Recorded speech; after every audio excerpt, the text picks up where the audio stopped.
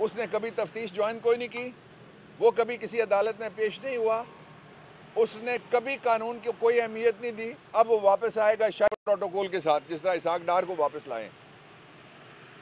दूसरी बात जो बड़ी इंपॉर्टेंट है वो ये है कि पाकिस्तान के लोगों के लिए अगर सारे इंसाफ के और कानून के दरवाजे बंद होते गए, जिस तरह अरशद शरीफ के केस में हुआ है, जिस तरह आजम सवाती के केस में हुआ है, जिस तरह इमरान खान की FIR में हुआ है, अब और तो और जो आज़ादी के सबसे अच्छे तराने गाने वाला सलमान अहमद है, उसके ऊपर भी 1-2 पर्चे और कोई पर्चा ईरान की सरहद के साथ और कोई तुरान की सरहद के साथ और कोई पता नहीं तुर्कमेनिस्तान के साथ, तुर्कमेनिस्तान के साथ भी ना जाके सरहद के साथ कोई पर्चा किसी से करवा दें।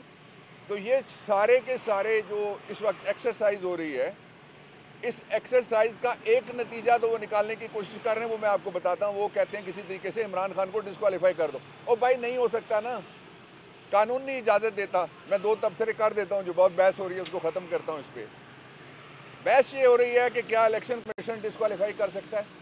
ताज़ा जजमेंट पढ़ लें जो वाडा केस में सुप्रीम कोर्ट ऑफ पाकिस्तान ने दी है, और उस जजमेंट का पैराग्राफ नंबर 2 और 3 पढ़ लें। उसमें वाज़ेह तौर पे लिखा हुआ है कि पोस्ट इलेक्शन जब एक दफ़ा इलेक्शन हो जाए तो इलेक्शन कमीशन के पास किसी को डिस्क्वालीफाई करने का कोई इख्तियार नहीं है। और क्यों नहीं है? आइन का आर्टिकल 225 है, जिसमें ये लिखा हुआ है कि अगर कोई इलेक्शन हो जाए तो उसकी क्वालिफिकेशन डिस्क्वालिफिकेशन चैलेंज की जाएगी इलेक्शन पिटीशन के जरिए से इलेक्शन ट्रिब्यूनल में। ट्रिब्यूनल तो फारिग हो गए ना। और फिर रीइटरेट किया है सुप्रीम कोर्ट ने कि इलेक्शन कमीशन ना कोई अदालत है और ना ही कोई ट्रिब्यूनल है। इसका दूसरा पहलू है, वो कहते हैं कि इमरान खान के खिलाफ इस्तगासा दायर हो गया है। अगर जो इस्तगासा है दायर हो गया है, उस इस्तगासे में अगर कुछ होता है तो फिर यूसुफ रजा गिलानी के बेटे वाला इस्तगासा किधर गया? 100 और मुकदमे जिनमें आंखें बंद करके पड़े हुए हैं, और कोशिश ये हो रही है कि किसी तरीके से जो इमरान खान है उसके खिलाफ नाअहली करवा दी जाए।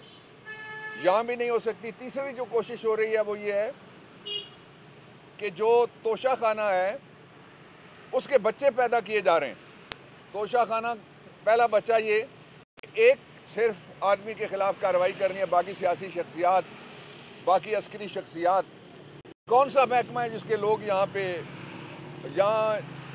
जर्नैल भी आए इक़्तिदार में मार्शल लॉ के ज़रिए से, जहाँ जजेस आए अहदों पे, कोई गवर्नर बना, कोई केयर टेकर प्राइम मिनिस्टर बन गया, और किसी को कोई और बड़े अहदे मिले।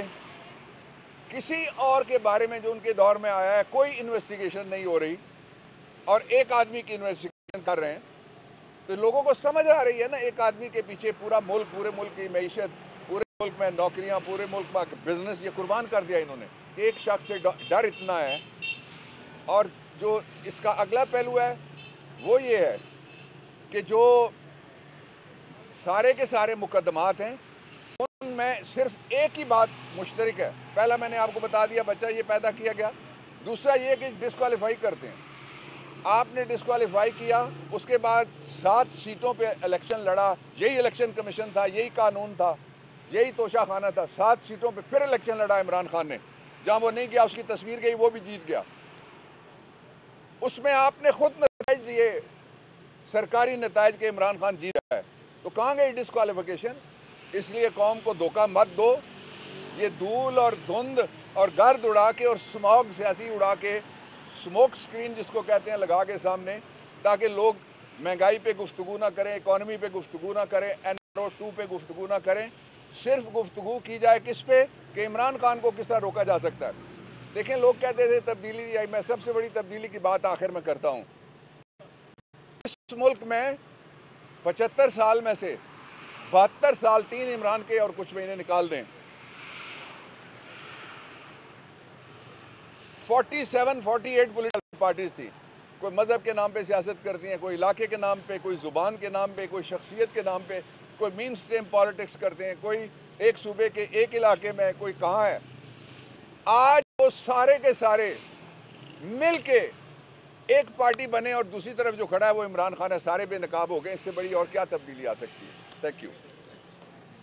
तारीख में पहली बार इमरान खान, आसिफ अली जरदारी, शहबाज शरीफ, मरियम नवाज, मौलाना फजल रहमान और बिलावल भुट्टो सब एक साथ चल रहे हैं सिर्फ बोल पर।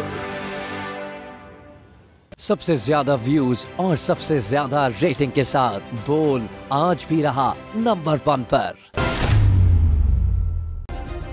सब्सक्राइब करें और बेल दबाएं ताकि कोई खबर रह न जाए।